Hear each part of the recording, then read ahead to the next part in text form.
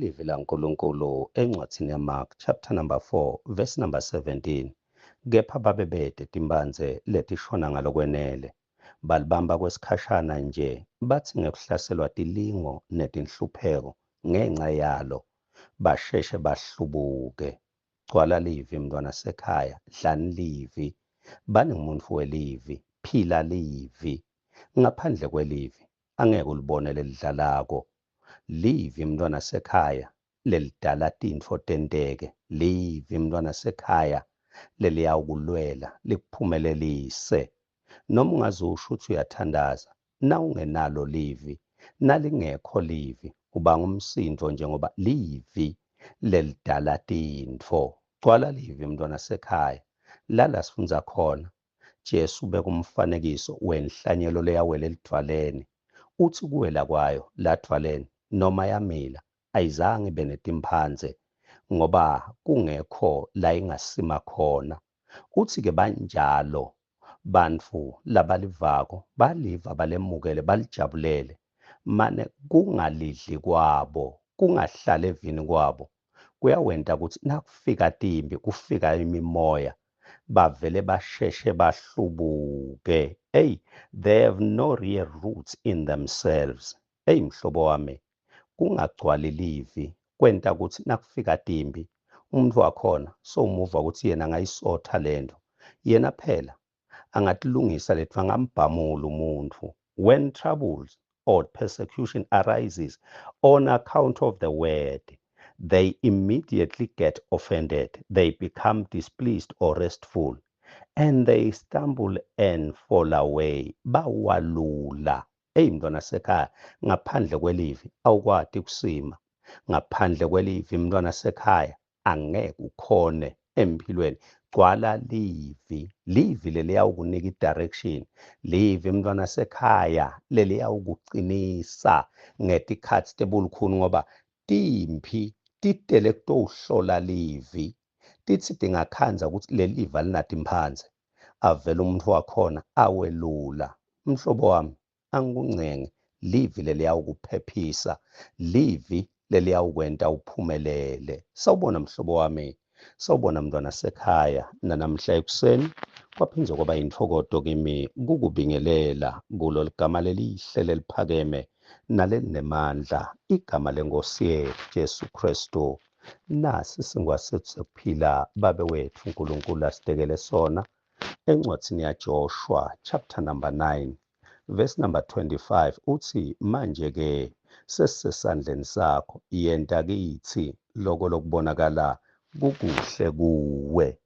Now we are at your own mercy. We are in your power, in your hands. Do to us whatever you think is right, whatever you think is proper or good. Yenta mathanza ngosengisesandleni sakho. Awu Nkulunkulu, ngicela kuhlala esandleni sakho. Ngicela ngosikubanjwa sakho sadla. Lala sifunza khona, sibona sive seMagibhiyoni. Lesive lesi senta kuhlakanipha lokukhulu. Sanele kuva ngetimangaliso taNkulunkulu wa-Israyeli. Seva uthi uNkulunkulu wentani ngaMosi. Seva ukuthi nangaJoshua iwe kanjani iJerikho leyayetiwa ukuthi lidolobha lelicinile. Seva nekuthi i-Ai yehlulwe kanjani. Sathi lesive no, kuze sitowuphepha phela uNkulunkulu walabantu ushito ukuthi la bahamba khona batawubhubhisa konke. Kuze-ke sitowuphepha asakhe buhlobo, asakhe budlelwane nalo nkulunkulu wabo, nalo Israyeli. Awu mhlobo wami, makube ngeyakho lenzaba, takhele kule ncaba. Ungatakhela buhlobo, ungatakhela budlelwane nelizulu.